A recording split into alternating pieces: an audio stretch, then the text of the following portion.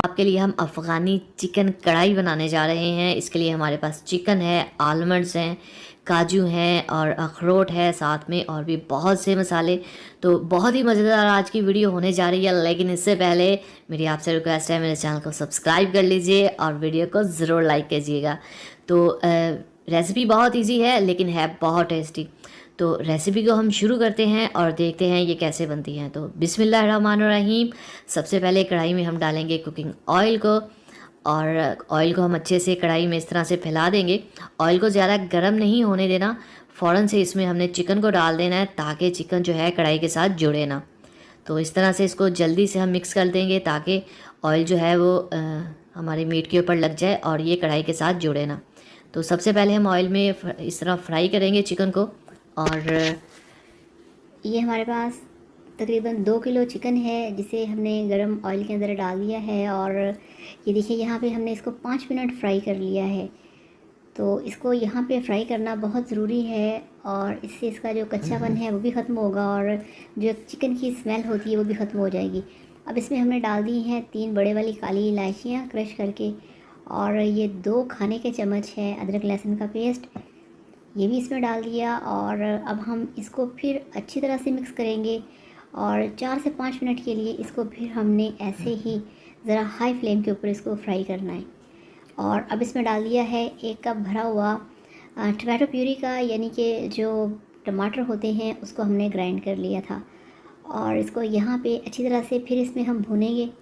اور اب اس میں ہم نے ڈال دیا ہے 1/2 چمچ نمک، 1/2 چمچ کالی مرچ اور 1/2 چمچ خشک دھنیا پاؤڈر، اور یہاں پہ ڈھکن دے کے اس کو ہم نے 3 منٹ کے لیے اسٹیم دینا ہے۔ اور اب اس کا ڈھکن ہٹا دیا ہے اور چمچ ہلائیں گے، اور اس کے ساتھ ہی اس میں ڈال دیں گے 1 پاؤ دہی، اور یہ ہمارے پاس ہے پیسٹ جو ہمارے پاس ڈرائی فروٹس ہیں، کاجو ہیں، بادام ہیں، اخروٹ ہے، اور اس کے ساتھ اس میں ڈال دیں گے 4 سے 5 کڑی ہوئی ہری مرچیں۔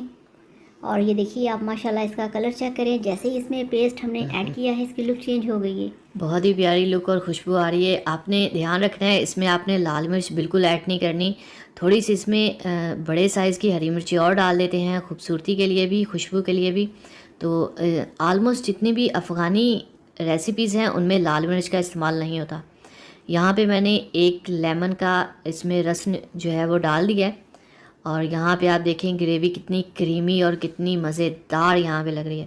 آپ نے یہ بات ذہن میں رکھنی ہے کہ اس والی کڑھائی کے اندر نہ تو لال مرچیں جائیں گی اور نہ ہی اس میں ہلدی جائے گی۔ تو اس کو تھوڑی دیر ہم مزید پکائیں گے، اور یہ دیکھیں گوشت ہمارا گل چکا ہے، ریسیپی تیار ہے۔ اس پہ ہم ڈال دیں گے ہرا دھنیا، اور دیکھیں ماشاءاللہ سے لکس کتنی خوبصورت آئی ہے ہمارے کھانے کی۔ اس کو آپ سرو کریں بہت ہی پیار کے ساتھ، اور دیکھیں اس کی خوشبو، اس کا فلیور، اس کا اروما آپ کو بالکل ڈیفرنٹ لگے گا۔